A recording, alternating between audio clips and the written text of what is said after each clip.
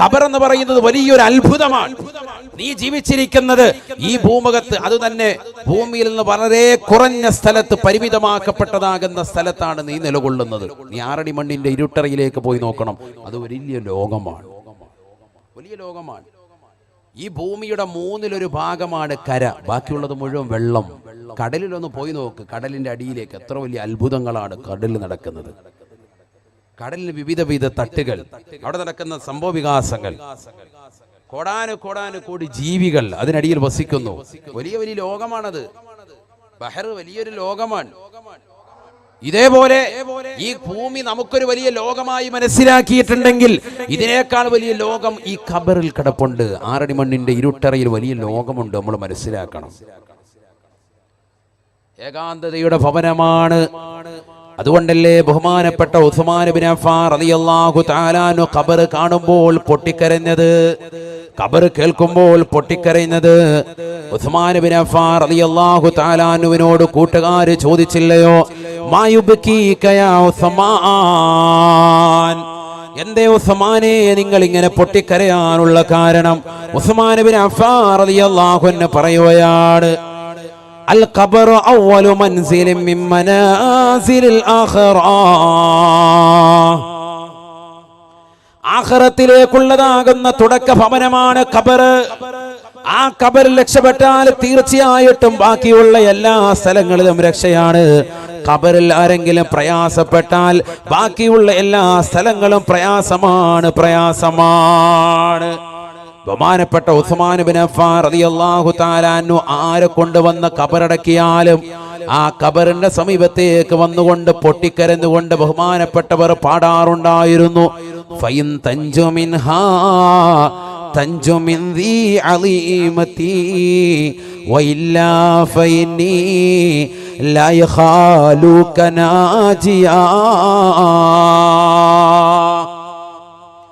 ബഹുമാനപ്പെട്ട ഉസ്മാൻ ഇബ്നു അഫ്ഫാൻ റളിയല്ലാഹു തആല അൻഹു പറയുകയാണ്, അല്ലയോ ഖബറിൽ കിടക്കുന്ന സഹോദരാ സഹോദരി, ഈ 6 അടി മണ്ണിന്റെ ഇരുട്ടറയിൽ നിന്ന്, ഇതിന്റെ ചോദ്യങ്ങളിൽ നിന്ന്, ഇതിന്റെ വിഷമങ്ങളിൽ നിന്ന്, അതിന്റെ ഇരുട്ടിൽ നിന്ന്, അതിന്റെ ഇടുക്കത്തിൽ നിന്ന്, അതിന്റെ ഞെരുക്കത്തിൽ നിന്ന്, ഈ ഖബറിലെ ചോദ്യോത്തരങ്ങളിൽ നിന്ന്, ഇതിന്റെ പ്രയാസത്തിൽ നിന്ന് നീ രക്ഷപ്പെട്ടിട്ടുണ്ട് എങ്കിൽ തൻജു മിൻ ദീ അളീമതി, എല്ലാ വലിയ വിപത്തുകളിൽ നിന്നും നീ രക്ഷപ്പെട്ടവനാണ്.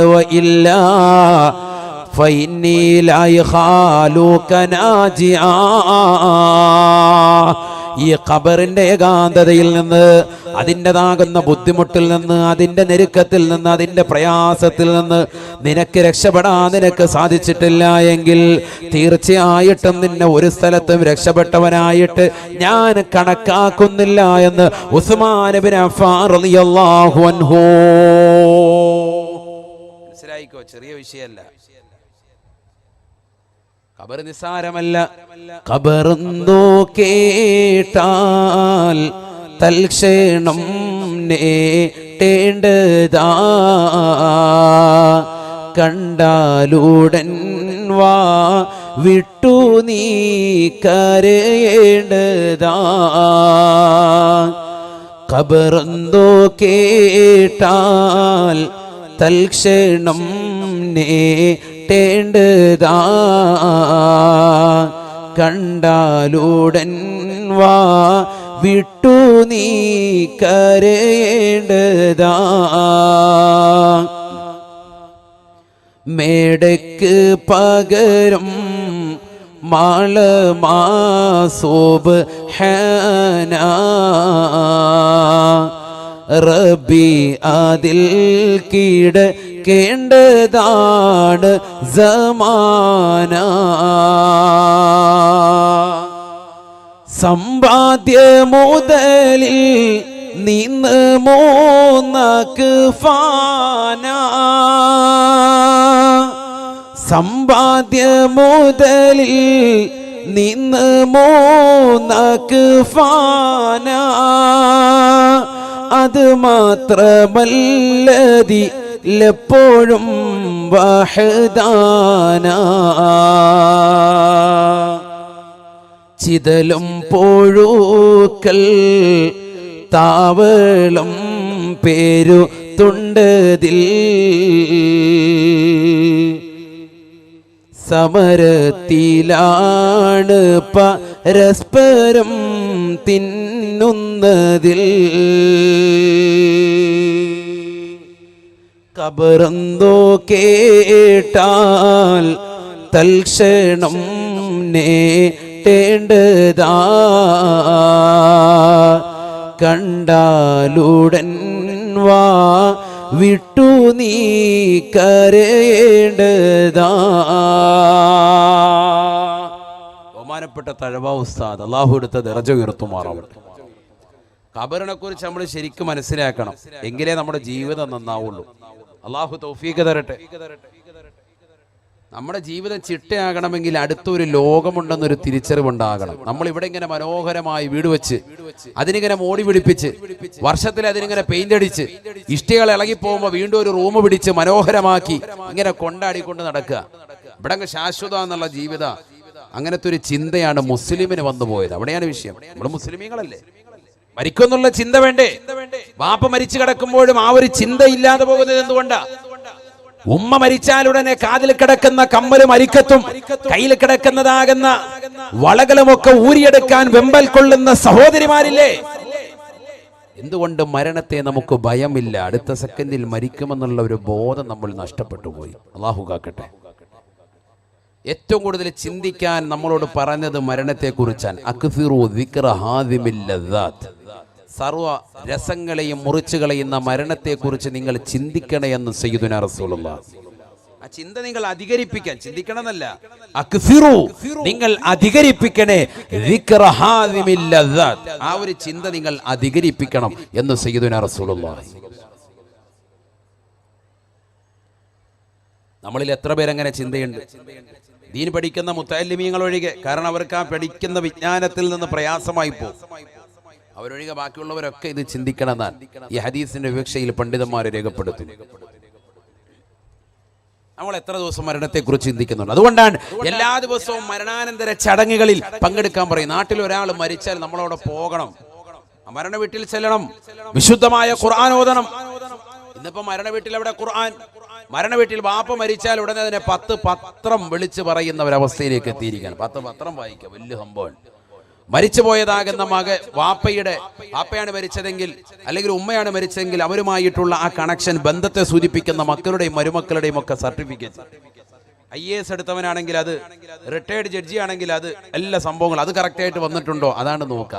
അത് വന്നിട്ടില്ലെങ്കിൽ എൻ്റെ പൊന്നെ, അതിനകത്ത് എന്തെങ്കിലും വള്ളി പുള്ളിക്ക് വ്യത്യാസം വന്നാൽ ഹൽക്കിന് പിടിക്കും പത്രക്കാരുണ്ട്. അവൻ്റെ മയ്യത്ത് സ്കരിച്ചിട്ട് ഇടങ്ങുള്ളൂ. അതിനുവേണ്ടിയാണ് പത്രം വരുത്തുന്നത്. നോക്കിയാൽ പത്രം നോക്കിയാട്ടോ, അതിനകത്തുണ്ട് കേട്ടോ.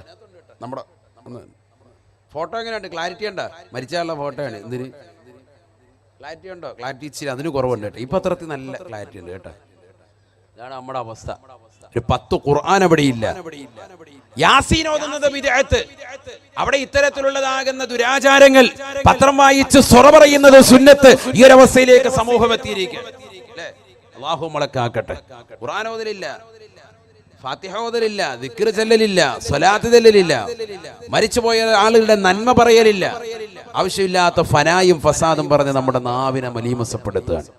എവിടെ മരണ വീട്ടിലുള്ള അവസ്ഥയാണ് ഈ പറയുന്നത്. പള്ളിയിലേക്ക് പോയാലോ, മയ്യത്തുമായിട്ട് പള്ളിയിലേക്ക് പോകുമ്പോൾ ദിക്റില്ല. അതൊക്കെ കുറഞ്ഞു വന്ന കാലഘട്ടം. അതൊക്കെ തെളിവുണ്ടോ, ഖുർആനിലുണ്ടോ, ഹദീസിലുണ്ടോ എന്ന് ചോദ്യങ്ങൾ ഉന്നയിക്കുന്നതാകുന്ന ഒരവസ്ഥ. അവിടെ വർത്തമാനം പറഞ്ഞുകൊണ്ട് നടക്കുന്നതിന് യാതൊരുവിധ അസിലുമില്ല എന്ന് മനസ്സിലാക്കിയതാകുന്ന ആളുകൾ നമ്മുടെ ഇടയിൽ നല്ല കുറവ്. പള്ളിയിലെത്തിയാൽ നമസ്കരിക്കാൻ വരുന്നവർ കുറവ്. വീട്ടിൽ തന്നെ മയ്യത്ത് കണ്ടിട്ട് മയ്യത്ത് കാണൽ വലിയ പുണ്യാക്കി വെച്ചിരിക്കുകയാണ്. അല്ലാഹു നമ്മളെ കാക്കട്ടെ. മഹത്തുക്കളാകുന്ന ആളുകൾ ഒഴികെ സാധാരണക്കാരുടേതാകുന്ന ജനാസ കാണുന്നതിൽ യാതൊരുവിധ പുണ്യവുമില്ല. മനസ്സിലാക്കിക്കോ. മയ്യത്തിന്റെ തുണി നോക്കി നോക്കുക, ഇങ്ങനെ ഉണ്ടെന്ന് നോക്കുക. അതിലൊരാൾ അവിടെ ഇങ്ങനെ നിർത്തിയിരിക്കുകയാണ്, പ്രത്യേകം പൈസ കൊടുത്തിട്ട്. കുറച്ചാൾ കഴിയുമ്പോഴത്തേക്കിന് ഏതെങ്കിലും ഭായിമാരായിരിക്കും പിന്നെ അവിടെ നിൽക്കുക. വരാകുമ്പോൾ ഇങ്ങനെ എല്ലായിടത്തും നിന്നോളും. അയ്യത്തിന്റെ തുണി നോക്കി കൊടുക്കുക. എന്തെങ്കിലും കൊടുത്താൽ മതിയല്ലോ. അവിടെ ആളെ നിർത്തിയിരിക്കാൻ. അത് വലിയൊരു കൂലി, വലിയൊരു ജോലിയായിട്ട്, വലിയൊരു സംഭവം. വരുന്ന രാഷ്ട്രീയക്കാരെല്ലാവരും ഇങ്ങനെ തുണി നോക്കി കാണിക്കുകയാണ്. എല്ലാവരും കാണിച്ചു കൊടുക്കുക മയ്യത്ത്. അത് വലിയൊരു ഇബാദത്ത്, വലിയ സംഭവം. അവിടെ വന്ന് കണ്ടിട്ട് ആ കുടുംബക്കാരെ ഒന്ന് ആശ്വസിപ്പിക്കാൻ ആരുമില്ല. അവിടെ തന്നെ കാണുന്നത് പുരുഷനാണെങ്കിൽ പുരുഷന്മാര് കാണണ്ടേ, സ്ത്രീകളാണെങ്കിൽ മാത്രമല്ലേ സ്ത്രീകളെ കാണുള്ളൂ. ഇത് അങ്ങോട്ടും ഇങ്ങോട്ടും ഒക്കെ പരസ്പരം ഇരുന്ന് കാണുക. അതിലെല്ലാത്തുപരി പള്ളിയിലേക്ക് കൊണ്ടുവന്ന മയ്യിത്ത് നമസ്കാരത്തിന് പങ്കെടുക്കാൻ ആളുകളില്ല, വളരെ കുറവ്. മയ്യിത്ത് നമസ്കാരത്തിന് ആളുകളില്ല. ഈ കൊറോണയുടെ സാഹചര്യത്തിൽ വീട്ടിൽ മയ്യിത്ത് നമസ്കരിച്ചു, അതിനെക്കുറിച്ചല്ല ഈ പറയുന്നത്. അല്ലാതെ തന്നെ വരുന്ന അവസ്ഥയാണ്. പള്ളിയിൽ മയ്യിത്ത് നമസ്കാരത്തിന് വളരെ കുറവ്. വലിയ ആളാണ് മരിച്ചത്, മയ്യിത്ത് നമസ്കാരത്തിന് ആള് കുറവ്. ഇനി മയ്യത്ത് നമസ്കരിച്ചു കഴിഞ്ഞാൽ അതിനുശേഷമുള്ള ചടങ്ങുകൾക്ക് ആള് കുറവ്. ഖബറിനടുക്കലേക്ക് പോകൂല. പാളയംകോടം പഴം വെച്ചിട്ടുണ്ട് അവിടെ, അത് അടിക്കാനാണ് ഹയവാൻ വന്നത് പള്ളിയിലോട്ട്. ആ പഴം എടുത്തിട്ട് റാഹത്തായിട്ട് അടിച്ചതിന് ശേഷം പിന്നെ പിന്നെ അതിനുവേണ്ടി പള്ളി വരുന്നത്. നാരങ്ങാ വെള്ളവും അല്ലെങ്കിൽ ഒരു ഗ്ലാസ് ചായയും കുടിച്ചിട്ട് വേഗം തടി തപ്പുക. അതിനുവേണ്ടി വേഗം ഇടികൂടുക. എല്ലാ സമൂഹത്തിൽ നടക്കുന്നത്. ആരെങ്കിലും ഖബറിനടുത്തോട്ട് പോകുന്നുണ്ടോ? മയ്യത്ത് നമസ്കാരത്തിന് പങ്കെടുത്തിട്ട് മയ്യത്ത് മറമാടുന്നത് വരെ ഖബറിന്റെ സമീപത്ത് നിലകൊള്ളുന്നവന് ഫലഹു ഖീറാത്താൻ, 2 ഖീറാത്ത് പ്രതിഫലം ലഭിക്കുമെന്ന് സയ്യിദുനാ റസൂലുള്ളാഹി. സഹാബത്ത് ചോദിക്കുകയാണ്, വമൽ ഖീറാത്താനി യാ റസൂലല്ലാഹ്, എന്താണ് നബിയേ നബിയേ മയ്യത്ത് മറവാടുന്നത് വരെ നിലകൊള്ളുന്നവന് 2 ഖീറാത്ത് കിട്ടുമെന്ന് പറഞ്ഞാൽ എന്താണ്? അല്ലാഹുവിന്റെ റസൂൽ പറയുകയാണ്, ഉഹദ് മലയോളം സമാനമായ 2 മലകൾ അല്ലാഹുവിന്റെ ദീനിന്റെ മാർഗത്തിൽ സ്വർണം ചെലവഴിച്ചവനുള്ള പ്രതിഫലമാണ്. ഉഹദ് മലയോളം വലിപ്പമുള്ളതാകുന്ന നീണ്ടു കിടക്കുന്നതാകുന്ന വലിയ മലയല്ലേ ഉഹദിന്റെ മല. അത്രത്തോളം വലിയ 2 മലകൾക്ക് സമാനമായ സ്വർണം അല്ലാഹുവിന്റെ ദീനിനു വേണ്ടി ചെലവഴിച്ച പ്രതിഫലം അല്ലാഹുവിന് നൽകുമേ എന്ന് ഹബീബായ റസൂലുള്ളാഹി. ചെറിയ കാര്യമല്ല. നമ്മളെ കൊണ്ട് ആരെ കൊണ്ട് സാധിക്കുമോ അത്രയും സമ്പത്ത് ദീനിനു വേണ്ടി ചെലവഴിക്കുക എന്ന് പറയുന്നത്. അത് കിട്ടണമെങ്കിൽ സാധാരണ ഒരു മോമിനായ മനുഷ്യന്റെ ഒരു പാവപ്പെട്ട ഒരു ഉമ്മാടെ മയ്യത്ത് നമസ്കാരത്തിന് പങ്കെടുത്ത് മയ്യത്ത് മറവാടുന്നവരെ ഖബറിനടുത്ത് നിൽക്കുക. ആ തൽക്കീനും തസ്ബീത്തിനും ഒക്കെ പങ്കെടുത്ത് ദുആയിൽ പങ്കാളിയായിട്ട് പോവുക. ഒരൊട്ടകത്തെ അറുത്തിട്ട് അതിന്റെ മാംസം വിതരണം ചെയ്യുന്ന സമയം അത്രയും നിങ്ങൾ ഖബറിനടുത്ത് നിൽക്കണമെന്നാ. എത്ര കുടുംബാദികൾ ശ്രദ്ധിക്കുന്നുണ്ട്? വേഗം ഇന്നലെ മരിച്ചതാണ്, അല്ല പൊന്നു അപ്പൊ ഇയാളെ നടക്കിയിട്ട് വേണം ഫുഡ് അടിക്കാൻ. നല്ല നെയ്ച്ചോറും പറ്റും വീട്ടിൽ വെച്ചിട്ടുണ്ട്, വേഗം പോയേക്കാം. അതുവരെ ഒന്നും കഴിക്കാതിരിക്കുകയായിരുന്നു, വേഗം കുഴിയിലോട്ട് ഇറക്കി വെച്ചിട്ട് ഓടുകയാണ്. ഒരു മനുഷ്യനെ കൊണ്ടുപോയി ഖബറിൽ വെച്ചാല് വാപ്പയാകട്ടെ ഉമ്മയാകട്ടെ കുടുംബാദികൾ ശ്രദ്ധിക്കും. ഒരൊട്ടകത്തെ അറുത്തിട്ട് അതിന്റെ മാംസം വിതരണം ചെയ്യുന്ന സമയം അത്രയുമെങ്കിലും നിങ്ങൾ ഖബറിന്റെ സമീപത്ത് തസ്ബീത്ത് ചോദിച്ചുകൊണ്ട് മയ്യത്തിന് വേണ്ടി പൊറുക്കലിനെ ചോദിച്ചുകൊണ്ട് നിലകൊള്ളണേ എന്ന് സയ്യിദുനാ റസൂലുള്ളാഹി. നമ്മുടെ അമൽ ചെയ്യേണ്ടതല്ലേ? നമ്മളല്ലേ ഇത് അമൽ ചെയ്യേണ്ടത്? കാരണം നമ്മൾ നാളെ ഇത് കാണിച്ചു കൊടുത്താലല്ലേ അതിന്റെ അടുത്ത തലമുറ മക്കളൊക്കെ ഇത് ചെയ്തുകൊണ്ട് ജീവിതത്തിൽ പ്രാവർത്തികമാക്കി കടന്നു വരുവുള്ളൂ. അവരുടെ മക്കൾ ഇത് ജീവിതത്തിൽ കൊണ്ടുവരുള്ളൂ. വാപ്പാടെ പ്രവർത്തനല്ലേ മക്കൾ ചെയ്യുക. നമ്മളിൽ എത്ര പേര് ഇങ്ങനെ ചെയ്തു കൊണ്ടുവരുന്നുണ്ട്? ശ്രദ്ധിക്കണം നമ്മൾ. നബിയനാ റസൂലുള്ളാഹി സ്വല്ലല്ലാഹു അലൈഹി വസല്ലം തങ്ങൾ പറയുകയാണ്, തീർന്നില്ല ഖബറിലെ അത്ഭുതങ്ങളെ കുറിച്ച് അല്ലാഹുവിന്റെ റസൂൽ വീണ്ടും ഓർമ്മപ്പെടുത്തുകയാണ്. റഅയ്തു ഖൗമാ ലൈലത്തുൻ നുസ്രിയ ബി ഇലാ സമാ റഅയ്തു ഖൗമാ യസ്റഊന ഫീ യൗം വയഹ്സുദൂന ഫീ ദാലികൽ യൗം. നബിയനാ റസൂലുള്ളാഹി സ്വല്ലല്ലാഹു അലൈഹി വസല്ലം തങ്ങൾ ഉറപ്പെടുത്തുകയാണ്, ആകാശാരോഹണം നടത്തപ്പെട്ടതായ റജബ് 27 രാവിൽ ഒരു കൂട്ടം ആളുകളെ ഞാൻ ഖബറിൽ കാണുകയാണ്. സ്വഹാബ ആരെന്നറിയുമോ? യസ്റഊന ഫീ യൗം വയഹ്സുദൂന ഫീ ദാലികൽ യൗം. അവർ പ്രഭാതത്തിൽ വിത്തിറക്കുന്നവരാണ്. വൈകുന്നേരമാകുമ്പോ ആ വിത്തെല്ലാം ധാന്യമണികളായി കൊയ്തെടുക്കുന്നവരാണ്. അത്തരത്തിൽ ഖബറിൽ കൃഷി ഇറക്കുന്ന ഒരു കൂട്ടം ആളുകളെ ഞാൻ എന്റെ കണ്ണുകൊണ്ട് കണ്ടുപോയെന്ന് ഹബീബുനാ റസൂലുള്ളാഹി. വഫാത്തായി പോയ ആളുകളാണ്. അവരെങ്ങനെ കണ്ടു നബി തങ്ങൾ? ഖബറിൽ ഇങ്ങനെ വിത്തിട്ട് കളിക്കുക. ഖബറിൽ, അതാ ഞാൻ പറഞ്ഞത്, ഖബറിന്റെ അടിഭാഗത്ത് ഭയങ്കര പരിപാടിയാണ്. ആലമുൽ ബർസഖ്, മറ്റൊരു ലോകമാണ്. അവര് കൃഷി ചെയ്യാൻ രാവിലെ വിത്തിടും, വൈകിട്ട് അതിങ്ങനെ കൊയ്തെടുക്കും. എന്നിട്ട് എന്താ പരിപാടി? ഇത് തിന്നാനാണോ? ഒന്നല്ല, അവർക്ക് രസം, നേരം പോക്ക്, എന്തെങ്കിലും വേണ്ടേ? എന്തായാലും മറ്റേ ജീവിതം കഴിഞ്ഞു, ദുന്യാവ്, അവിടെയാണ് അമലിന്റെ ലോകം. എല്ലാം കഴിഞ്ഞു, അവിടെ റാഹത്തായി, എല്ലാം കഴിഞ്ഞിട്ടുണ്ട്. ഇനി ഇവിടെ അല്ലാഹു സുബ്ഹാനഹു വ തആല സുഖിക്കാനുള്ള ലോകം കൊടുത്തിരിക്കുകയാണ്. ആലമുൽ ബർസഖ്, ഖബറിന്റെ അടിഭാഗമാണ്, മറയുടെ ലോകമാണ്. നമ്മളിതൊന്നും കാണുന്നില്ല. നമ്മൾ ഭൂമുഖത്ത് ഇങ്ങനെ കളിച്ച് ഉല്ലസിച്ച് നടക്കുക. ജിബ്രീൽ അലൈഹിസ്സലാം അല്ലാഹുവിന്റെ റസൂലിനോട് ചോദിക്കുകയാണ്, മൻ ഹൗലാഇ യാ ജിബ്രീൽ. അല്ലാഹുവിന്റെ റസൂൽ സല്ലല്ലാഹു അലൈഹി വസല്ലമ തങ്ങൾ ജിബ്രീൽ അലൈഹിസ്സലാമിനോട് ചോദിക്കുകയാണ്, ആരാണ് ജിബ്രീലേ ഈ കൂട്ടർ? ഒന്ന് പറഞ്ഞു തരണേ, പറഞ്ഞു തരണേ. ആറടി മണ്ണിന്റെ ഇരുട്ടറയാകുന്ന ഈ ഖബറിനകത്ത് നമ്മൾ കാണാത്ത വല്ലാത്ത കാഴ്ചയാണല്ലോ, അത്ഭുതം നിറഞ്ഞ കാഴ്ചയാണല്ലോ. പ്രഭാതത്തിൽ കൃഷി ഇറക്കുന്നവരാണ്, വിത്തിറക്കുന്നവരാണ്, വൈകുന്നേരം അത് കൊയ്തെടുക്കുന്നവരാണ്. ഉടനെ ജിബ്രീൽ അലൈഹിസ്സലാമിനോട് പറഞ്ഞു, ഹുമുൽ മുഹാജിറൂൻ, അവരാണ് പരിശുദ്ധരാകുന്ന മക്കക്കാർ റസൂലേ. അവിടുത്തോടൊപ്പം പവിത്രമാക്കപ്പെട്ട മദീനയിലേക്ക് തന്റെ കുടുംബത്തെയും നാടിനെയും ഉപേക്ഷിച്ചുകൊണ്ട് എല്ലാം ഉപേക്ഷിച്ച് അവിടെ മക്കയിൽ നിന്ന് മദീനയിലേക്ക് അവിടുത്തോടൊപ്പം ഇറങ്ങി തിരിച്ച് ഹിജറ ചെയ്തതാകുന്ന സ്വഹാബത്തില്ലയോ, അവരാണ് ഈ കാണുന്നത്, അവരെയാണ് ഈ കാണുന്നത് റസൂലേ എന്ന് ജിബ്രീൽ എന്നോട് പറഞ്ഞുവെന്ന് ഹബീബുനാ ശഫീഉനാ റസൂലുള്ളാഹി.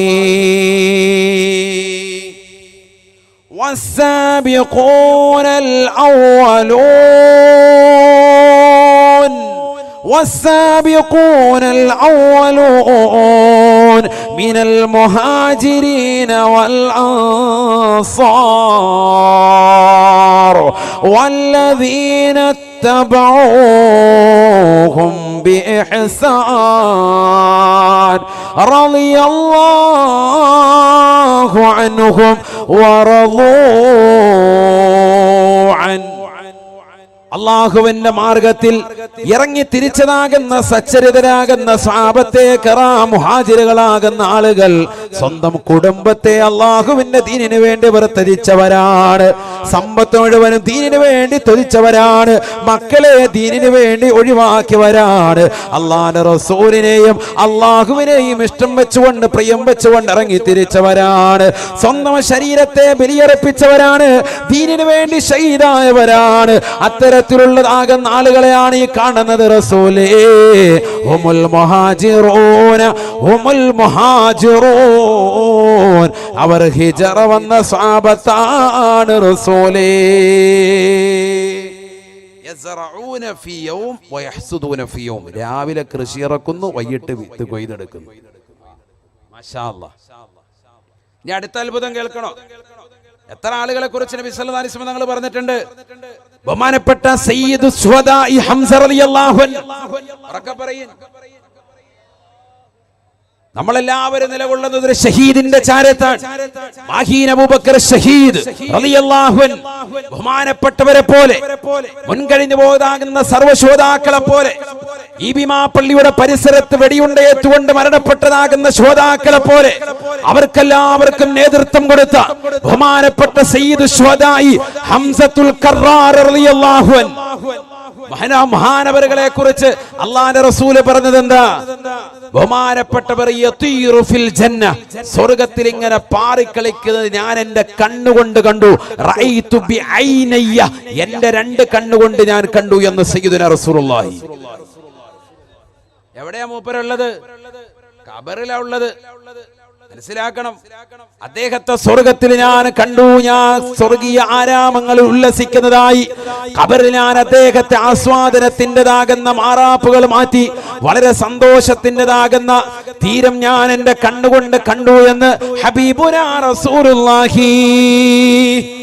പഠിച്ചു വെക്കണേ. മൂത്തത്തി യുദ്ധത്തിൽ ശത്രുക്കളുടെ വെട്ടേറ്റുകൊണ്ട് ഷഹീദായതാകുന്ന ജഅഫർ ബിൻ അബീ ത്വാലിബ് റളിയല്ലാഹു അൻഹു അന്വേഷിച്ചുകൊണ്ട് ആദരവായ പ്രവാചകർ സല്ലല്ലാഹു അലൈഹി വസല്ലമ തങ്ങളുടെ ചാരത്തേക്ക് ജഅഫർ ബിൻ അബീ ത്വാലിബ് റളിയല്ലാഹു അൻഹുവിന്റെ പ്രിയപ്പെട്ടതാകുന്ന ഭാര്യ കടന്നു വന്നുകൊണ്ട് അല്ലാഹുവിന്റെ റസൂലിനോട് ചോദിക്കുകയാണ്, യാ റസൂലല്ലാഹ് ഐന സൗജി യാ ഹബീബല്ലാഹ്,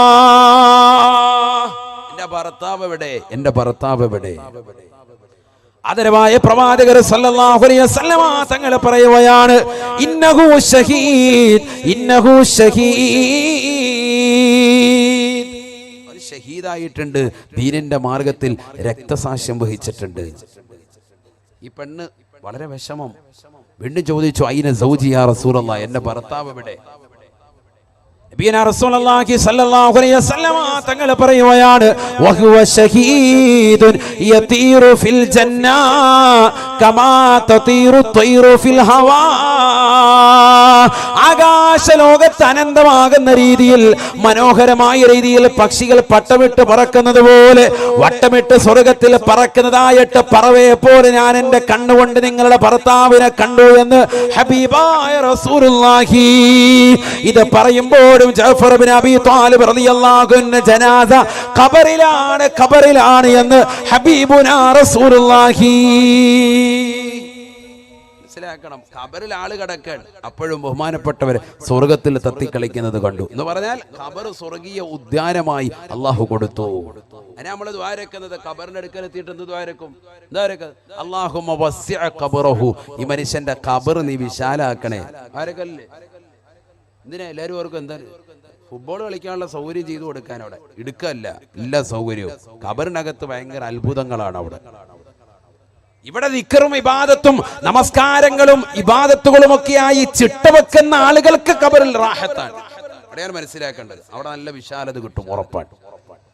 ഇവിടെ കുടുസായ ജീവിതം നയിക്കുന്നവർ, ഇവിടെ നമസ്കാരത്തിന് വിമുഖത കാണിക്കുന്നവർ, ഇവിടെ ഇബാദത്തുകൾക്ക് താല്പര്യം കാണിക്കാത്തവന് തീർച്ചയായും ഖബറിടുക്കം തന്നെ ഉറപ്പാണ്. അതിനകത്ത് യാതൊരുവിധ സംശയവുമില്ല. ഹബീബായ റസൂലുള്ളാഹി സ്വല്ലല്ലാഹു അലൈഹി വസല്ലമ തങ്ങൾ വീണ്ടും പറയുകയാണ്, ഖബറിലെ അത്ഭുതത്തെ കുറിച്ച് സ്വഹാബത്തിനോട് വാചാലനാവുകയാണ്. വേഗം നിർത്തും, സമയം വളരെ വൈകി. 1 മണിയാകുമ്പോൾ നിർത്തണ്ടേ? യാത്ര പോണ്ടേ? ഘോഷയാത്രയ്ക്ക് പോണ്ടേ? വേഗം നിർത്താം. ഹബീബായ റസൂലുള്ളാഹി സ്വല്ലല്ലാഹു അലൈഹി വസല്ലമ തങ്ങൾ ഉറപ്പെടുത്തുകയാണ് അത്ഭുതങ്ങൾ, ഖബറിലെ അത്ഭുതം. ശ്രദ്ധിച്ചോ. റഅയ്തു ഖൗമാ, ഒരു കൂട്ടം ആളുകളെ ഞാൻ എന്റെ കണ്ണുകൊണ്ട് കണ്ടുപോയി. സഹാബ, എല്ലാവരും ഒന്ന് എഴുന്നേറ്റ്, ജസ്റ്റ് ഒന്ന് എഴുന്നേറ്റ്. കുറെ പേര് ക്ഷീണം പിടിച്ചിട്ടുണ്ട്. ഒന്ന് എഴുന്നേറ്റ്. അല്ലാഹ്, യാ അല്ലാഹു യാ റഹ്മാനു യാ റഹീം. ഉറക്കെ പറഞ്ഞേ ഒന്ന്. കുറെ പേര് അവിടെ ഉറങ്ങിയതെന്നല്ലോ, എഴുന്നേക്കുന്നില്ല എല്ലാവരും ഒന്ന് എഴുന്നേറ്റ്. അല്ലാഹ്, അനുസരണയുള്ള മക്കളായി അല്ലാഹു നമ്മളെ കബൂലാക്കട്ടെ. യാ അല്ലാഹു യാ റഹ്മാനു യാ റഹീം. യാ അല്ലാഹു യാ റഹ്മാനു യാ റഹീം. ഇരുന്നോളി. അല്ലാഹ്, നിങ്ങളൊന്ന് റീഫ്രഷ് ആകാൻ വേണ്ടിയാ. ലാസ്റ്റ് ഭാഗത്തേക്ക് എത്തുകയാണ്, നല്ലതുപോലെ ശ്രദ്ധിച്ചോ. നബിയനാ റസൂലുള്ളാഹി സ്വല്ലല്ലാഹു അലൈഹി വസല്ലമ തങ്ങൾ ഉറപ്പെടുത്തുകയാണ്, അവസാന ഭാഗമാണ്. ശ്രദ്ധിക്കണേ. റഅയ്തു ഖൗമാ, ഒരു കൂട്ടം ആളുകളെ ഞാൻ എന്റെ കണ്ണുകൊണ്ട് കണ്ടുപോയി. സഹാബ, ബൈന അയാദീഹിം ലഹ്മുൻ ലളീജ് വലഹ്മുൻ ആഖറു ഖബീസ്. അവരുടെ മുന്നിൽ നല്ല ഫ്രഷ് മാംസം അല്ലാഹു നൽകിയിട്ടുണ്ട്. അവരുടെ മുന്നിൽ അല്ലാഹു മനോഹരമായ മാംസം അല്ലാഹു ഖബറിൽ നൽകിയിട്ടുണ്ട്. മാത്രമല്ല വലഹ്മുൻ ആഖറു ഖബീസ്, മറ്റൊരു പാത്രത്തിൽ ഏറ്റവും മോശപ്പെട്ടതാകുന്ന ഭക്ഷണവും ഇറച്ചിയും അല്ലാഹു നൽകിയിട്ടുണ്ട്.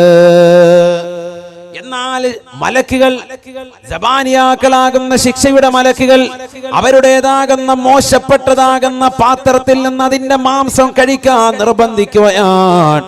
കഴിക്കാതിരിക്കുമ്പോൾ മർദ്ദിച്ചുകൊണ്ടവരെ അല്ലാഹു കഴിക്കാൻ വേണ്ടി കൽപ്പിക്കുകയാണ്.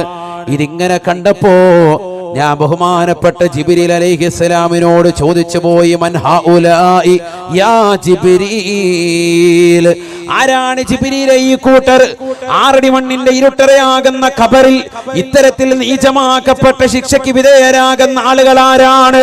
മുന്നിൽ മനോഹരമാക്കപ്പെട്ട ഭക്ഷണമുണ്ടായിട്ട്, മനോഹരമാക്കപ്പെട്ട മാംസാഹാരം അല്ലാഹു നൽകിയിട്ട്, അതിൽ നിന്ന് കഴിക്കാൻ പറ്റാതെ നീചമാക്കപ്പെട്ട നികൃഷ്ടമായ മാംസത്തെ കഴിക്കാൻ ആര് കണ്ടാലും വെറുക്കുന്ന ദുർഗന്ധം വമിക്കുന്നതാകുന്ന മാംസാഹാരം നിർബന്ധിച്ചുകൊണ്ട് കഴിപ്പിക്കുന്നതാകുന്ന ഈ ആളുകൾ ആരാണ്? കഴിക്കാൻ വിധിക്കപ്പെട്ടതായ ആളുകൾ ആരാണ്? എന്നോട് ജിബ്രീൽ അലൈഹിസ്സലാം ഉടനെ മറുപടി നൽകി, യാ റസൂലല്ലാഹ്, ആരെന്നറിയുമോ? ലഹും ഇംറഅത്തുൻ ഹലാൽ വതറകൂഹുന്ന ലിസ്സിനാ. അല്ലാഹുവിന്റെ റസൂലേ, റസൂലേ, ആരെന്നറിയുമോ റസൂലേ? ഇവർക്ക് വിവാഹ ബന്ധത്തിലൂടെ അനുവദനിക്കപ്പെട്ടതാകുന്ന ഹലാലായ ഭാര്യമാർ അല്ലാഹു നൽകിയവരാണ്. എന്നിട്ട് ഭാര്യയുടെ സൗന്ദര്യം ചുക്കിച്ചുളഞ്ഞതിന്റെ പേരിൽ ഭീമാ പള്ളിയിൽ അധിവസിക്കുന്ന പാവപ്പെട്ടതാകുന്ന സഹോദരിയെ ഒഴിവാക്കിക്കൊണ്ട് അന്യമതത്തിൽപ്പെട്ടതാകുന്ന ചെറുപ്പക്കാരിയുമായി, അല്ലെങ്കിൽ അവൻ അന്യരാക്കപ്പെട്ടതാകുന്ന ഒരു പെണ്ണുമായി സ്നേഹബന്ധം വെച്ച് പുലർത്തി സ്വന്തം ഭർത്താവ്, ആ ഭർത്താവ് മറ്റുള്ള പരപുരുഷന്മാരുമായി ശാരീരിക ബന്ധത്തിൽ ഏർപ്പെടുകയാണ്. അത്തരത്തിൽ ഭാര്യയെ തഴഞ്ഞുകൊണ്ട് ജീവിതം നയിച്ച ആളുകൾക്ക് ഖബറിൽ അല്ലാഹു നൽകുന്ന ശിക്ഷയാണ്. വലതുഭാഗത്ത് മനോഹരമാക്കപ്പെട്ട നല്ല ഫ്രഷ് മാംസം ഒരു പ്ലേറ്റിൽ അല്ലാഹു നൽകുകയാണ്. കഴിക്കാൻ കൈ നീട്ടുമ്പോൾ മലക്കുകൾ തട്ടുകയാണ്. ഇടതുഭാഗത്ത് മോശപ്പെട്ട മാംസം അല്ലാഹു നൽകുകയാണ്. നീചമാക്കപ്പെട്ട മാംസം, നികൃഷ്ടമാക്കപ്പെട്ട മാംസം, ആര് കണ്ടാലും വെറുക്കുന്ന മാംസം, ആര് കണ്ടാലും ദുർഗം കൊണ്ട് അകന്നു നിൽക്കുന്ന മാംസം അവരെ കഴിക്കാൻ വേണ്ടി നിർബന്ധിക്കുകയാണ്. ദിവസങ്ങളോളം പഴക്കമുള്ളതാകുന്ന മാംസാഹാരം നമ്മൾ നമ്മുടെ കൈകൊണ്ട് തൊടാറുണ്ടോ? പുഴുക്കളരിച്ചിട്ടുള്ള മാംസാഹാരം ആരാണ് ചെറുപ്പക്കാരാ കഴിക്കുക? ആരാണ് പെങ്ങളെ കഴിക്കാൻ പോകുക? ആര് നിർബന്ധിച്ചാലും വായോട് നമ്മൾ അടുപ്പിക്കൂല. വല്ലാത്ത നാറ്റമാണ്, ദുർഗന്ധമാണ്. എന്നാൽ ആ ചെറുപ്പക്കാരനെ അല്ലാഹു മലക്കുകൾ മുഖേന, ശിക്ഷയുടെ മലക്കുകൾ മുഖേന അടിച്ചിട്ട് കഴിക്കടാ എന്ന് പറഞ്ഞുകൊണ്ട് ഖബറിൽ നിർബന്ധിച്ചുകൊണ്ട് കഴിപ്പിക്കുന്ന രംഗം ഞാൻ എന്റെ കണ്ണുകൊണ്ട് കണ്ടുപോയി. സാബാ, പഠിച്ചു വെക്കണേ പെങ്ങളെ, ഇതൊരു ചെറുപ്പക്കാരന്റെ കഥ മാത്രമല്ല. ദുനിയാവിൽ സ്വന്തം ഭർത്താവിന്റെ സൗന്ദര്യം ചുക്കിച്ചൊളിയുമ്പോ ആ ഭർത്താവിനെ പറന്നുകൊണ്ട് കടലിൽ റീചാർജ് ചെയ്യാനിരിക്കുന്ന ചെറുപ്പക്കാരുമായി ചങ്ങാത്തം പുൽകുന്ന സഹോദരിമാരില്ലയോ? പഠിക്കാൻ വേണ്ടി മാതാപിതാക്കൾ ബാംഗ്ലൂരിലേക്കും എറണാകുളത്തേക്കും തിരുവനന്തപുരത്തെ വിവിധ കലാലയങ്ങളിലേക്ക് മക്കളെ പറഞ്ഞു വിടുമ്പോ MBBS ബിരുദധാരിയായിട്ട് എന്റെ പൊന്നുമോൾ ഒരിക്കലെങ്കിലും ഈ പടിവാതിൽ കയറി വരണമെന്ന് ആശ വെച്ചുകൊണ്ട് മാതാപിതാക്കൾ മക്കളെ ഇറക്കി വിടുമ്പോ കാമുകനുമായി രഹസ്യമായി വേഴ്ച നടത്താൻ മടിയില്ലാതെ ഇറങ്ങിത്തിരിക്കുന്ന പെങ്ങളെ, അന്യരാകുന്ന പരപുരുഷന്മാർക്ക് പായ്വിരിക്കാൻ രാത്രിയോടെ യാമങ്ങളെ തള്ളി നീക്കുന്ന പെങ്ങളെ, അതിനുവേണ്ടി മോശപ്പെട്ട തലങ്ങളെ തെരഞ്ഞെടുക്കുന്ന പെങ്ങളെ, മക്കാമുകളുടെ പരിസരത്തിൽ പോലും അത്തരത്തിലുള്ള പേക്കൂത്തുകൾ നടത്താൻ മടിയില്ലാതിരിക്കുന്നതാകുന്ന സഹോദരിമാരെ, അന്യരാക്കപ്പെട്ട ചെറുപ്പക്കാരുമായി ഒന്ന് തൊട്ടൊരുമിയിരിക്കണമെന്നുള്ള ആശ വെച്ചുകൊണ്ടാണ് നീ വരുന്നതെങ്കിൽ നിന്റെ സിയാറത്ത് ഒരിക്കലും അല്ലാഹുവിന്റെ ഔലിയാക്കൾ ഇഷ്ടപ്പെടൂല, അവർക്കൊരിക്കലും ഇഷ്ടം വരൂല. നാളെ ആഖിറത്തിൽ നീ ഖേദിക്കേണ്ടി വരികയാണ്. തീർച്ചയായും നിന്റെ സിയാറത്ത് പടച്ച റബ്ബിന്റെ ദർബാറിൽ പൊരുത്തം കിട്ടൂല.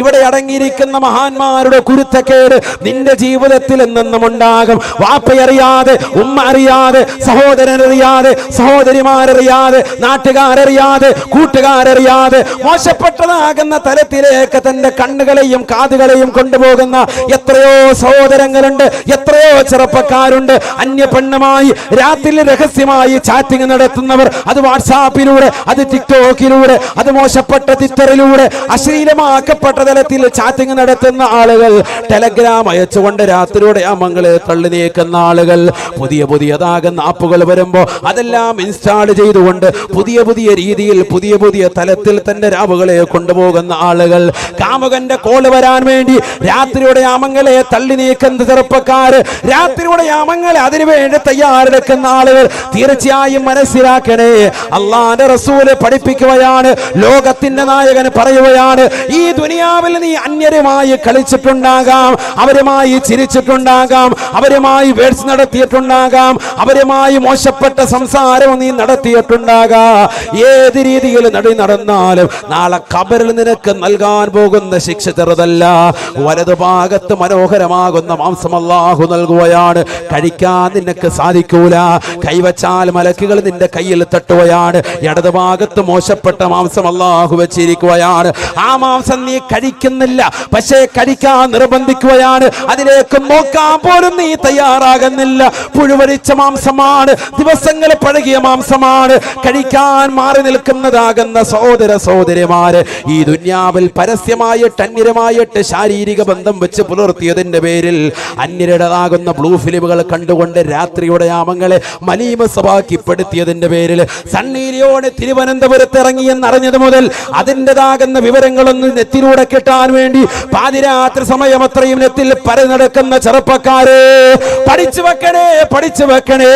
നാളെ നിനക്ക് കിട്ടുന്നതാകുന്ന അവസരം പോൺസ്റ്റാറുകളുമായിട്ടുള്ളതാകുന്ന മോശപ്പെട്ടതാകുന്ന ബ്ലൂ ഫിലിമുകൾ കണ്ടുകൊണ്ട് രാത്രിയുടെ യാമങ്ങളെ തള്ളി നീക്കിയതാകുന്ന സഹോദര, രാത്രിയിൽ എന്നെ പെണ്ണുമായി വീഡിയോ ചാറ്റിംഗ് നടത്തിയിട്ട് അവളുടെ രഹസ്യഭാഗങ്ങൾ കണ്ടു തീർത്ത ചെറുപ്പക്കാരാ, അന്യരാക്കപ്പെട്ട ചെറുപ്പക്കാരുമായി മോശപ്പെട്ട തലത്തിലേക്ക് രാത്രിയുടെ യാമങ്ങളെ കൊണ്ടുപോയിട്ടുള്ള പെങ്ങളെ, നിന്നെ ഇതാ നിർബന്ധിക്കുകയാണ്. കഴിച്ചില്ലെങ്കിൽ അടിച്ചുകൊണ്ട് കഴിപ്പിക്കുമേ എന്ന് ഹബീബുനാ റസൂലുള്ളാഹി. ആരാണ് ഈ കൂട്ടരെന്ന് ഞാൻ ചോദിച്ചപ്പോ എന്നോട് ജിബ്രീൽ പറഞ്ഞു പോയി, നബിയേ വലഹും ഇംറഅത്തുൻ ഹലാൽ, നല്ല ഇണകൾ ഉണ്ടായിരുന്നു അനുവദിക്കപ്പെട്ട മാർഗത്തിലൂടെ, വതറകൂഹുന്ന ലിസ്സിനാ, അതെല്ലാം ഉപേക്ഷിച്ചുകൊണ്ട് വ്യഭിചാരശാലകൾ തേടിപ്പോയവരാണ്. ഭീമാപ്പള്ളിയിൽ വസിക്കുന്നവർ എന്തിനാണ് റസീറ്റ് തേടിപ്പോയത്? ഭീമാപ്പള്ളിയിൽ തന്റെ പ്രിയപ്പെട്ട ഭാര്യയുമായിട്ട് റാഹത്തായി കുടുംബബന്ധം ചേർത്ത് ജീവിക്കുന്നവൻ, മക്കളുമായി നല്ല രീതിയിൽ ജീവിതം വെച്ച് പുലർത്തുന്നവൻ, കുടുംബബന്ധം ചേർത്തുകൊണ്ട് ഔലിയാക്കളുടെ തണലിൽ ജീവിക്കുന്ന ആള് എന്തിനാണ് മറ്റൊരു പെണ്ണിന്റെ സുഖം തേടിപ്പോയത്? ഹറാമാണ് ചെറുപ്പക്കാരാ, ഹറാമാണ് പെങ്ങളെ. നിന്റെ വാപ്പയെ വ്യസനിപ്പിച്ചിട്ട്, നിന്റെ ഉമ്മയെ വ്യസനിപ്പിച്ചിട്ട്, നിന്റെ വാപ്പയും നിന്റെ ഉമ്മയെയും നിനക്ക് വേണ്ടി കഷ്ടപ്പെട്ടതാകുന്ന നിന്റെ മാതാപിതാക്കളെ മറന്നിട്ട് അന്യരാക്കപ്പെട്ട ചെറുപ്പക്കാരുമായി ഒളിച്ചോടാ തയ്യാറെടുത്ത് നിൽക്കുന്ന പെങ്ങളെ, പഠിച്ചു വെക്കണേ, പഠിച്ചു വെക്കണേ. മോശപ്പെട്ട മാംസം നിനക്ക് നാളെ ഖബറിൽ വെച്ചുകൊണ്ട് തിന്നേണ്ടി വരും. ഇലാ യൗമിൽ ഖിയാമ, ലോകാവസാനം വരെ ആ ശിക്ഷ എങ്ങനെ തുടരുമെന്ന് ഹബീബായ റസൂലുള്ളാഹി. അല്ലാഹു കാത്ത് സംരക്ഷിക്കട്ടെ. ഖബറിൽ നടക്കുന്ന സംഭവമാണ്. ഇനിയുണ്ട്, പറയാൻ സമയമില്ലാത്തതുകൊണ്ട് എത്ര ഹദീസ്. നബിയുനാ റസൂലുള്ളാഹി സ്വല്ലല്ലാഹു അലൈഹി വസല്ലമ തങ്ങൾ പറയുകയാണ്. ഒരെണ്ണം പറയട്ടെ, ഒരെണ്ണം കൂടി ഇരിക്കൂലേ? ഒരെണ്ണം കൂടി എത്ര പേര് ഇരിക്കും? കൈ ഉയർത്തിക്ക്. ആ, എന്നായിരുന്നു ഒരു ഹദീസ് കൂടി. നബിയുനാ റസൂലുള്ളാഹി സ്വല്ലല്ലാഹു അലൈഹി വസല്ലമ തങ്ങൾ പറയുകയാണ്, റഅയ്തു ഖൗമാ, ഒരു കൂട്ടം ആളുകളെ ഞാൻ കാണുകയാണ്, ഒരു കൂട്ടം ആളുകളെ ഞാൻ കാണുകയാണ്. ആരെന്നറിയുമോ? ആരെന്നറിയുമോ? പാതിരാത്രി സമയത്ത് നിശയുടെ നിശീതതയിൽ ഖബറിൽ കിടക്കുന്ന ഒരു കൂട്ടം ആളുകളെ എന്റെ കൺമുന്നിൽ അല്ലാഹു കാണിച്ചു തരുകയാണ്.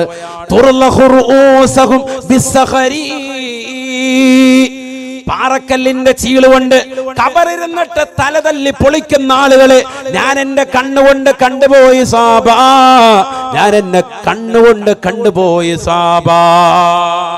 പാറക്കല്ലിന്റെ ചീളെടുത്തിട്ട് ഖബറിലിരുന്ന് തലതല്ലി പൊളിക്കുന്ന ആളുകൾ തലയിലേക്ക് ഇങ്ങനെ കല്ലുകൊണ്ട് വായിൽ അടിക്കുകയാണ്. അടിക്കുന്ന സന്ദർഭത്തിൽ രക്തം ഇതാ ചുയിന്തുകയാണ്. രക്തം വാർന്നൊലിച്ചുകൊണ്ടവർ മരണപ്പെട്ടു പോവുകയാണ്. മരണത്തിന്റെ വേദന നല്ലതുപോലെ വീണ്ടും വീണ്ടും അനുഭവിച്ചു തീർക്കുകയാണ്. അങ്ങനെ സ്വന്തമായി ആത്മഹത്യ ചെയ്തുകൊണ്ട് നിലകൊള്ളുന്ന ആളുകളെ ഞാൻ ഖബറിൽ കണ്ടപ്പോൾ ചോദിച്ചു പോയി, ആരാണിവർ?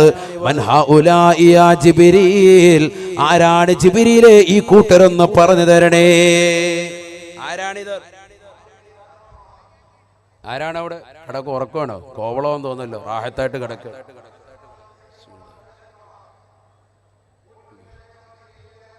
ദൂരെ നിന്നൊക്കെ വരുന്നവരെ ക്ഷീണം കൊണ്ടാണ്. ഇവിടെ ശ്രദ്ധിക്ക്. നബിയുനാ റസൂലുള്ളാഹി സ്വല്ലല്ലാഹു അലൈഹി വസല്ലമ തങ്ങൾ പറയുകയാണ്, ആരാണ് ഈ കൂട്ടർ? ചോദിക്കുകയി ബഹുമാനപ്പെട്ടതാകുന്ന ജിബ്രീൽ അലൈഹിസ്സലാം ഉടനെ മറുപടി നൽകുകയാണ്. ആരെന്നറിയുമോ? റസൂലേ, അല്ലദീന തതസാഖലൂന റൂഊസുഹും അനിസ്സലാ, നമസ്കാരത്തെ ഭാരമായി കാണുന്നവരാണ്. ഈ ദുനിയാവിൽ നമസ്കാരത്തെ ഭാരമായി കണ്ടവരാണ്. ഭീമാപ്പള്ളിയുടെ ഉറൂസിനൊക്കെ വന്നു. രാവിലെ നേരം വെളുക്കുന്നത് വരെ സജീവമായി നിലകൊണ്ടു. രാവിലെ സുബഹിയുടെ ബാങ്ക്, പള്ളിയുടെ മിനാരങ്ങൾ നിന്ന് ശ്രവണസുന്ദരമായ ബാങ്കുലികൾ നിന്റെ കർണപുടത്തിലെ കൊലയൊളി കൊള്ളുമ്പോ 10 ദിവസം കേട്ട അത് നിന്റെ ജീവിതത്തിൽ യാഥാർത്ഥ്യമാകണം. പള്ളിയിലേക്ക് വരാൻ നിനക്ക് മനസ്സുണ്ടാകണം. മനസ്സില്ലാതെ പിന്തിരിഞ്ഞു പോകുന്ന സഹോദരനാണ് എങ്കിൽ പഠിച്ചു വെച്ചോ, വാത് നിനക്ക് ഉപയോഗപ്പെട്ടിട്ടില്ല. നാളെ നീ ഖബറിൽ നിന്നുകൊണ്ട് പാറക്കല്ലിന്റെ ചീളുകൊണ്ട് തലകടിച്ച് പൊട്ടിക്കുമെന്ന് ഹബീബായ റസൂലുള്ളാഹി. നമസ്കാരത്തെ ഭാരമായി കണ്ടവർ അവരാണ് ഖബറിലിരുന്നു കൊണ്ട് പാറക്കല്ലിന്റെ ചീളുകൊണ്ട് തലയടിച്ച് പൊട്ടിക്കുന്നതെന്ന് സയ്യിദുനാ റസൂലുള്ളാഹി. തലയടിച്ച് പൊട്ടിക്കാൻ പൊട്ടാതെ വരുമ്പോൾ വീണ്ടും അടിക്കല് തന്നെ. വേറെ ആരുമല്ല, അവൻ തന്നെ സ്വന്തം അടിക്കാൻ. അതിനുള്ള ആരോഗ്യം അല്ലാഹു കൊടുക്കാൻ. സ്വന്തം തന്നെ പാറക്കല്ലിന്റെ ചിന്തയുണ്ട്. ഈ തലയാണ് ഭാരമായി കണ്ടത് നമസ്കാരത്തെ. പടച്ചറബിന്റെ മുന്നിൽ സുജൂദ് ചെയ്യാൻ നിനക്ക് സമയമില്ലായിരുന്നു. ഈ ലോകത്ത് അല്ലാഹുമായിട്ട് ഏറ്റവും കൂടുതൽ ഒരു സൃഷ്ടിക്ക് അടുക്കാൻ പറ്റിയ അവസരം നമസ്കാരമാണ്. നീ സുജൂദ് ചെയ്യണേ, അല്ലാഹുമായിട്ട് എടുക്കണേ. വിശുദ്ധമായ ഖുർആൻ അഖറബുമായ ഖൂലുൽ അബ്ദുലി റബ്ബിഹി വഹുവ സാജിദുൻ. അതുകൊണ്ട് ഒരടിമ അല്ലാഹുമായിട്ട് ഏറ്റവും കൂടുതൽ അടുക്കൽ നമസ്കാരത്തിലാണ്, അത് തന്നെ സുജൂദിലാണ്. അതുകൊണ്ട് ആ സുജൂദിൽ കിടന്നുകൊണ്ട് ദുആ ചെയ്യണേ എന്ന് ഹബീബായ റസൂലുള്ളാഹി. ആരാ ചെയ്യുന്നത്? റബ്ബുമായിട്ട് ഒരടുപ്പവും ഇല്ല. നമസ്കാരം ചിട്ട വെച്ചവരുണ്ടോ? ഇശാ നമസ്കരിക്കാത്തവർ വരെ ഈ സദസ്സിലുണ്ടാകും. തീർച്ചയായും നമസ്കാരം ശ്രദ്ധിച്ചോണം. 5 വഖത്ത് നമസ്കാരം, ഫർളാക്കപ്പെട്ട നമസ്കാരം ബദ്ധശ്രദ്ധ പതിപ്പിക്കാത്തവന് ഔലിയാക്കളുടെ പൊരുത്തമില്ല, മഹത്തുക്കളുടെ പൊരുത്തമില്ല. ജീവിതത്തിൽ അല്ലാഹുവിൻ്റെതാകുന്ന ഒരു കാവൽ നിന്റെ ജീവിതത്തിൽ ഉണ്ടാവൂല. നമസ്കാരമാണ് മെയിൻ. അവനാണ് വലിയ. ചില ആളുകളെ വലിയ 10 പേരിൽ 50 മോതിരം ഇട്ടവരെ കാണുമ്പോ അയ്യോ വലിയ എന്ന് പറഞ്ഞ് കെട്ടിപ്പിടിക്കാൻ നിൽക്കണ്ട. ആരാവനെ വലിയ? പണ്ഡിതന്മാരെ രേഖപ്പെടുത്തിയിട്ടുണ്ട്. അൽ വലിയു അൽ ആരിഫു ബില്ലാഹി ഹസ്ബമാ യുംകിനു അൽ മുവാദിബു അല ത്വാആതി അൽ മുജ്തനിബു അനിൽ മഹ്ദൂറാതി മിനൽ ലഹവാതി വശഹവാതി വൽ ഹഫവാത്. ആരാണ് വലിയ? പച്ച പതച്ചതാകുന്ന ഒരു ശിഖനെ കാണുമ്പോ അല്ലോ വലിയ നമുക്കൊണ്ട് ദ്വാരക്കണേ, അങ്ങനെ പോടണ്ട. നീ വലിയ എന്ന് പറഞ്ഞാൽ ആരാൻ? അൽ ആരിഫു ബില്ലാഹ്, അല്ലാഹുവിനെ കുറിച്ച് അഗാധമാകുന്ന അറിവുണ്ടായിരിക്കണം. നല്ല വിജ്ഞാനമുള്ള വ്യക്തിയായിരിക്കണം. ഇൽമു പഠിച്ച ആലിമിനെ വലിയാകാൻ പറ്റൂ. നല്ല ഇൽമുണ്ടായിരിക്കണം. അല്ലാഹുവിനെ കുറിച്ച് ചോദിച്ചാൽ ഒരിക്കലും അദ്ദേഹം പിഴക്കൂല. നല്ല വിവരം. അൽ ആരിഫു ബില്ലാഹ്. വലിയന്റെ തഅരീഫ്, അതിന്റെ നിർവചനം നമ്മൾ പഠിച്ചു വെക്കണം. അൽ മുവാദിബു അല ത്വാആത്ത്, നമസ്കാരങ്ങൾ എന്ന് മാത്രമല്ല എല്ലാ തിരുസുന്നത്തുകളും ജീവിതത്തിൽ പരിപൂർണമായി ശ്രദ്ധ വെച്ചവർക്ക് വലിയ എന്ന് പറയാൻ പറ്റൂ. വലിയന്റെ നേതൃത്വമാണ് ഖുത്ബ്. ഔലിയാക്കൾ അവരുടെ നേതൃത്വമാണ് ഖുത്ബുൽ അഖ്താബ് വഹീദി ശൈഖ് റളിയല്ലാഹു അൻഹുവിനെ പോലെ. അത് വേറെ. വലിയാകണമെങ്കിൽ തന്നെ അതിന്റെ നിബന്ധന നല്ല അറിവുണ്ടാകണം. മാത്രമല്ല അൽ മുവാദിബു അല ത്വാആത്ത്, നമസ്കാരങ്ങളൊക്കെ ചിട്ട വെച്ചാണ്. കറക്റ്റ് നമസ്കാരത്തിന് യാതൊരുവിധ വിട്ടുവീഴ്ചയില്ല. ബാങ്ക് വിളിച്ചോ, ഇമാമും ജമാഅത്തും കറക്റ്റാണ്. അങ്ങനെ ജീവിച്ച മഹത്തുക്കളല്ലേ കഴിഞ്ഞുപോയ മഹാന്മാര്.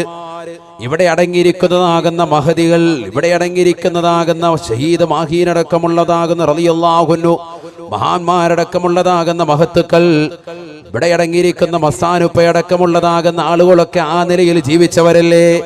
വഖത്തുകൾ നമസ്കാരങ്ങളൊക്കെ ചിട്ടവച്ചവരല്ലേ. അതുകൊണ്ട് എൻ്റെ പ്രിയപ്പെട്ട ചെറുപ്പക്കാരോട് സ്നേഹത്തിൽ ഓർമ്മപ്പെടുത്തുകയാണ്, നമസ്കാരം കൃത്യത വെക്കണേ.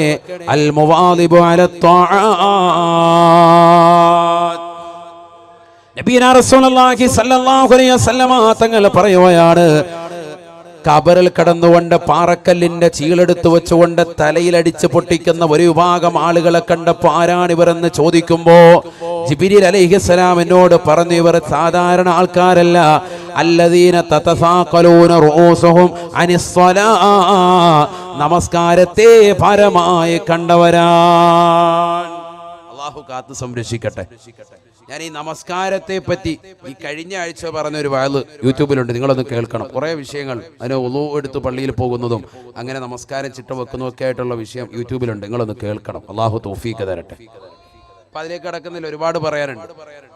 പറഞ്ഞത് യൂട്യൂബിലുണ്ട്, നിങ്ങളിത് കേൾക്കണം. ഞാനിത് വെറുതെ പറയുന്നതല്ല, ഗൗരവത്തിൽ ഒരുപാട് കാര്യങ്ങൾ മനസ്സിലാക്കാൻ പറ്റും. നമസ്കാരത്തിന്റെ ശ്രേഷ്ഠത, ജമാഅത്തായി നമസ്കരിക്കുന്നതിന്റെ ശ്രേഷ്ഠത, വുളൂ ചെയ്യുന്നതിന്റെ മഹത്വം, അതിനുശേഷമുള്ള ദുആഇന്റെ മഹത്വം, വുളൂ എടുത്ത് പള്ളിയിലേക്ക് പോകുന്ന, വീട്ടിൽ നിന്ന് പോകുന്നതിന്റെ മഹത്വം, ആ പോകുന്ന ഓരോ ചവിട്ടടിക്കും കിട്ടുന്നതാകുന്ന പദവി ഒക്കെ മനസ്സിലാക്കണ്ടേ? അങ്ങനെ മനസ്സിലാക്കുമ്പോൾ പോയി തിരിച്ച് നമ്മൾ വീട്ടിലേക്ക് വരുമ്പോൾ നമുക്ക് കിട്ടുന്ന കൂലി, കുടുംബത്തിൽ കിട്ടുന്ന ഐശ്വര്യം, ബറക്കത്ത്, സമ്പത്തിന്റെ അഭിവൃദ്ധി, കച്ചവടത്തിൽ ബറക്കത്ത്, എല്ലാ ഭാഗത്തും അല്ലാഹു സുബ്ഹാനഹു വ തആല വിശാലത നൽകും. അതുകൊണ്ട് ഖബറിന്റെ ജീവിതം സന്തോഷകരമാകണമെങ്കിൽ നമസ്കാരം 5 വഖത്ത് ചിട്ട വേണം. അല്ലാഹു തൗഫീഖ് തരട്ടെ. ഖബറിലെ ഇത്രയും അദാബുകളും ബുദ്ധിമുട്ടുകളും പറഞ്ഞു, ആ ഖബറിൽ രക്ഷപ്പെടേണ്ട ഏറ്റവും വലിയ ഒന്നാമത്തെ അമൽ നമസ്കാരമാണ്. 2 തിലാവത്തുൽ ഖുർആൻ. അല്ലാഹു തൗഫീഖ് തരട്ടെ. ഖുർആൻ ഓത്ത് വേണം, ഖുർആൻ ഓതൽ, ഖുർആൻ ഖത്മ ചെയ്യണം. ഇരിക്കുന്ന ഓരോരുത്തർക്കും സ്വന്തമായി മുസ്ഹഫ് വേണം. സ്വന്തമായി അവരവർക്ക് സ്വന്തമായി ഖുർആനുള്ള എത്ര പേരുണ്ടെന്ന് കൈയുയർത്തിക്ക്. സ്വന്തമായിട്ട് വെറുതെ കൈയുയർത്തല്ലേ കേട്ടാ, ഇമാമുമാരുടെ ഒക്കെ മുന്നിലാണ്. കൈ നേരം വെളുക്കുമ്പോൾ പൊക്കത്തില്ല, ഞാൻ പറഞ്ഞേക്കാം. നേരം വെളുക്കുമ്പോൾ കൈ ഉയർക്കാൻ പറ്റത്തില്ല. പിന്നെ എൻ്റെ പൊന്നു കൈ ഉയർത്താൻ പറ്റുന്നില്ലല്ലോ എന്ന് പറഞ്ഞു. അത് പറഞ്ഞപ്പോൾ കുറേ എണ്ണം